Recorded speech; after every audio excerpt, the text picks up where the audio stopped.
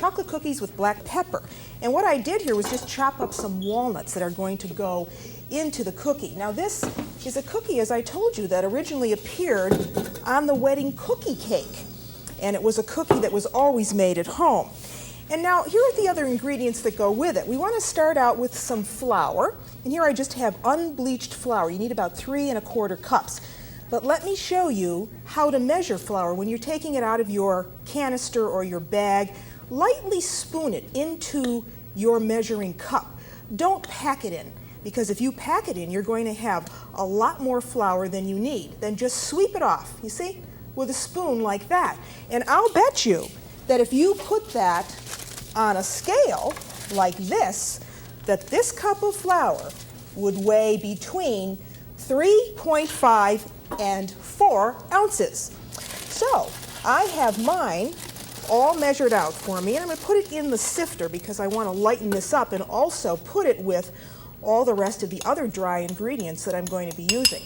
So there's my flour, and then with this I want to have some cocoa, and this is about 1/4 cup of cocoa. And cocoa is really chocolate that has had the cocoa butter taken out and has less cocoa liqueur in it.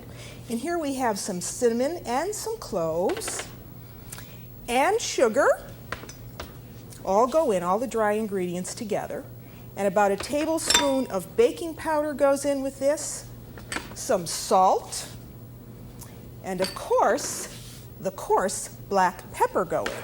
But I'm not doing that. Today I'm using just a vegetable shortening. And you want to get that all well blended into your dry ingredients. And I do this with my fingers to make sure that it's all well crumbled in. You want this mixture to be fairly mealy. And then with this, you want to have some milk handy.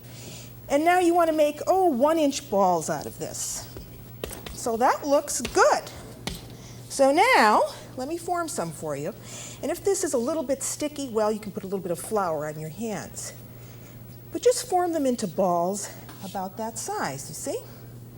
And this is going to make, about 3 1/2 dozen, or you could make them a little smaller and get a larger yield. These are ready to go into the oven. So preheat the oven, put them in. I just happen to have a tray in there. And here they are. You see, all cooked. And they're just nicely done. All right. Here are my frosting ingredients. Let me move my dough out of the way now. I'll make more of these later for you. And wipe up this mess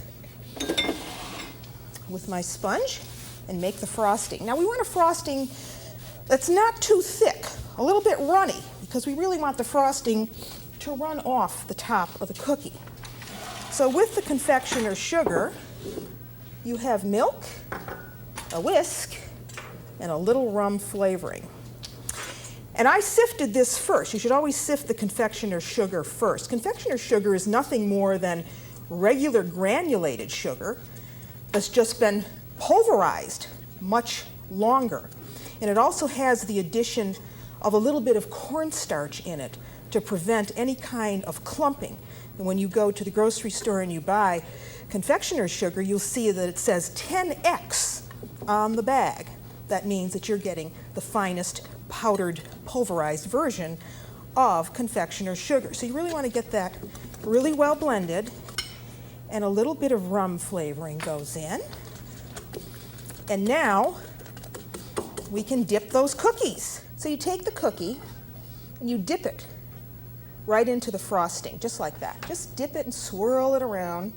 You see? It makes a very nice shine on the cookie. Then, with absolutely clear hands, you take those sprinkles while it's still wet and just put it right over the cookie, just like that. I'll do one more for you. So you do that swirl, just like that. Let it drip off, you see, to give it a very nice shine. And then, I'll use my clean hand, put on the sprinkles. And that's all there is to doing that cookie.